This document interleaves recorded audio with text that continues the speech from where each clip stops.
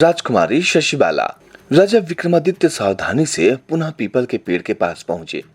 लाश पहले की तरह उल्टी लटकी हुई थी। उन्होंने उसे पेड़ से नीचे उतारा, अपने कंधों पर रखा और अपने राज्य की ओर चल दिए। रास्ते में बेताल ने उन्हें एक अन्य कहानी सुनाई। अवंती राज्य में शशिबाला नामक एक सुंदर राजकुमारी रहती थी। एक दिन जब राजा दरबार में बैठा था तो चोल राज्य का राजकुमार वहां पर आया। उसने राजा से कहा कि वो राजकुमारी शशिबाला से विवाह करना चाहता है। ये सुनकर राजा को अच्छा लगा। चोल राज्य एक शक्तिशाली राज्य था, लेकिन राजा को सोचने के लिए कुछ समय की आवश्यकता थी। उन्होंने राजकुमार से पूछा, तुम में क्या हुनर है? राजकुमार ने उन्हें बताया कि वो एक अच्छा तीरंदाज है। वो आवाज सुनकर ही तीर चला सकता है। उसका निशाना कभी भी नहीं चूकता। राजा ने कहा, यह तो बड़ी अजीब बात है। आप मेरे मेहमान बनकर रहें। मैं अपनी बेटी से बात करके आपको जवाब दूंगा। फिर राजकुमार को मेहमान खाने में भेज दिया गया। अगले दिन वैशाली के राजकुमार ने आकर शशिबाला का हाथ मांगा। राजा ने उससे भी उसका हुनर पूछा। वो बोला, मैं बहुत सुंदर रेशम काट कर कपड़े बुन सकता हूँ। ये काम किसी दूसरे को नहीं आता। मैं थोड़ा सा कपड़ा अपने इस्तेमाल के लिए रखने के बाद बाकी सारा कपड़ा गरीबों को बांट देता हूँ। ये कहकर वैशाली के राजकुमार ने अपने बुने हुए कपड़े का नमूना राजा को दिखाया। राजकुमार की बातें सुनकर और कपड़े की कोमलता देखकर राजा हैरान रह गया। ये तो वाकई कमाल की बात थी। राजा ने उसे भी अपने मेहमान खाने में ठहरने को कहा ताकि वो कोई फैसला कर सके। वैशाली का राजकुमार किसी भी हाल में राजकुमारी शशिबाला से शादी करना चाहता था, इसलिए उसने वहां ठहरने से मना नहीं किया। वो जानता था कि इस मामले का निर्णय होने में थोड़ा समय लग सकता है। उधर शशिबाला को उसकी दासियों ने सूचना दी कि कोई राजकुमार उसका हाथ मांगने आया है।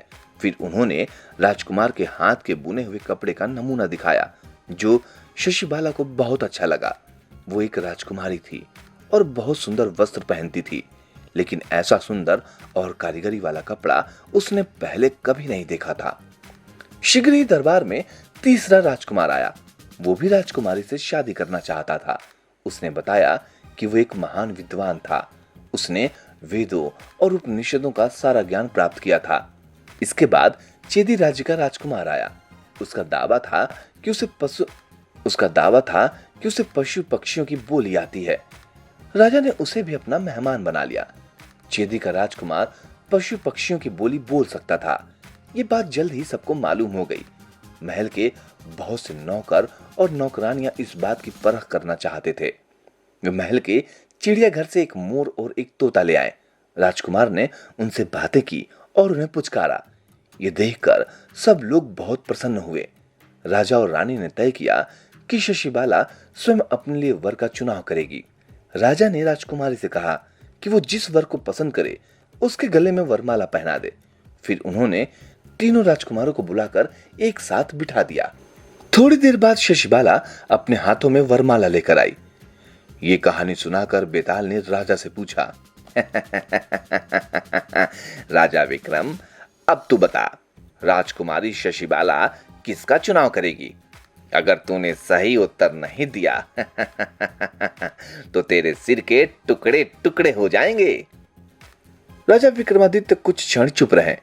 वे जानते थे कि उनके बोलते ही बेताल वापस चला जाएगा, लेकिन राजा के पास कोई उपाय भी नहीं था। वे बोले, सुनो बेताल, कोई आदमी अपने कर्मों से ही ब्राह्मण, शूद्र, वैश्य अथवा क्षत्रिय होता है। इसलिए राजकुमारी शशिबाला को एक क्षत्रिय से ही विवाह करना चाहिए। शशिबाला अपने लिए चोल देश के राजकुमार को चुनेगी, क्योंकि वो एक क्षत्रिय यानी योद्धा है। हम ये नहीं कह सकते कि बाकी तीनों राजकुमार गुणी नहीं हैं, लेकिन प्रत्येक गुण का हर जगह एक महत्व होता है। राजकुमारी ने उन तीनों राजकुमारों को भी अपने राज्य से सम्मान के साथ विदाई दी होगी तथा उनके गुण और कला की प्रशंसा भी की होगी। बेताल बोला, विक्रम, तूने सही उत्तर दिया। एक क्षत्रिय ही राजकुमारी की सही पसंद हो सकती है, लेकिन तू बोला इसलिए मैं वापस चला। ये कहकर बेताल पीपल के पेड़ की ओर उड़ने लगा। राजा फिर उसके पीछे चल दिए।